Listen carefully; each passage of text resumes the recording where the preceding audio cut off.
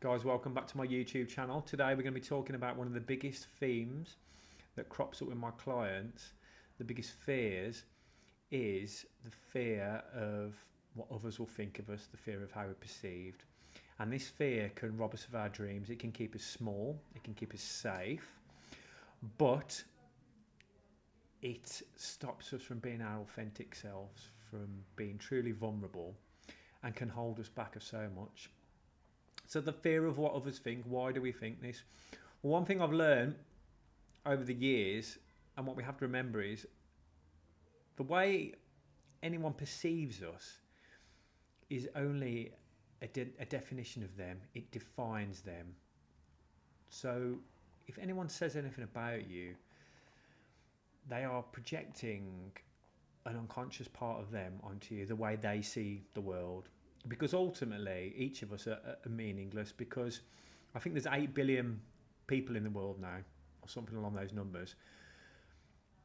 That is essentially 8 billion perceptions of us or an individual, and what one person views about me, another can view totally differently, and that is based on the perceiver, that is them stating that vision. So for instance, today I didn't want to make a YouTube video because I've had a stressful week, and when I have a stressful time, it shows from my skin. I have a little breakout. So I was conscious of maybe not looking my best, or how will others perceive me.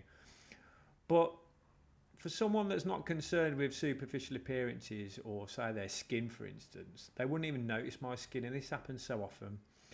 Like my wife will say to me, "Oh, did you notice this about me?" And I genuinely didn't. But in her mind, it's a really big deal. But because it's not on my radar, and I don't perceive that part of me that way, I don't see it in another. Now, someone that's particularly conscious with their appearance or whatever might then project what they're unconsciously judging about themselves onto me. If someone's very critical of themselves, then you might be critical of me, thinking I don't like the way he says that, I don't like the way he does that. But you can see ultimately it's a kind of criticism of self, or an unconscious criticism, if you're not aware that you're doing it, and you're then projecting that onto you. So this is how we slowly start to become free of the fears of what others think of us, because ultimately it's none of our business, and it's only up to you if you buy the perception of what another person is saying to you. So if someone criticises you and it hits home, there's an unconscious part of you that believes it to be true. But of course it doesn't have to be like that, because that's only that person's definition of you. When you truly come into contact and experience who and what you are, and start to know thyself, so to speak, you realise that the only relationship you can ever truly have is with yourself, and you start to know that, and then this is mirrored back to us through other people. Doesn't mean you don't take constructive criticism or constructive feedback, because these are opportunities for self-awareness and self-growth to then learn from. But if someone's berating your appearance and you hide away and believe it, and then there's feelings of shame within you, there's part of you that believes what they're saying. But remember, what that person is saying is just a projection of them. It does not define you. Only you truly will ever know who and what you are. If you believe someone's comments about your appearance to be true, then there is an unhealed part of you deep within, and then the uncomfortable emotion, generally shame, it steeps within, is asking you to go in and examine that belief about yourself. Why do I feel this shame? What could I believe about myself to be true, to be feeling this shame? What is at the other side of that shame? Is this shame constructive? Is it serving me? How long have I thought this?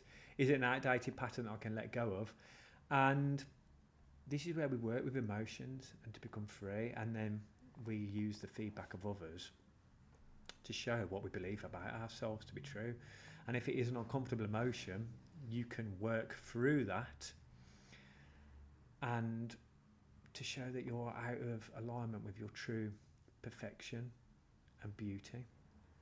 So this is a very brief video into the fear of what others think. But ask yourself, what holds you back in life? Is it the fear of how others perceive you? Is it the fear of how you'll be received? And ultimately, you start to then realise that you're not responsible for how others perceive you. It's none of your business, and that's up to that person. And why should you hide who you are to try to appease or get the validation of others? It's a very tall order to fulfill. And essentially, as I said, there are 8 billion people on this planet.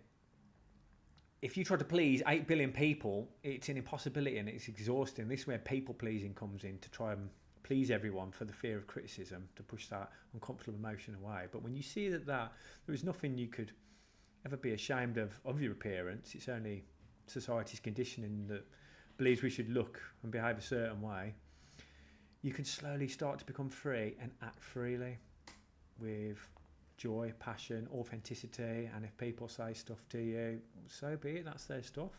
If it hits home, even better, because triggers are your best friends, because they're showing you unhealed wounds, unhealed parts of yourself. So if this video resonates with you today, drop a comment, drop a like, let me know what you fear about others' criticism. Is it the way you act, the way you look, dress?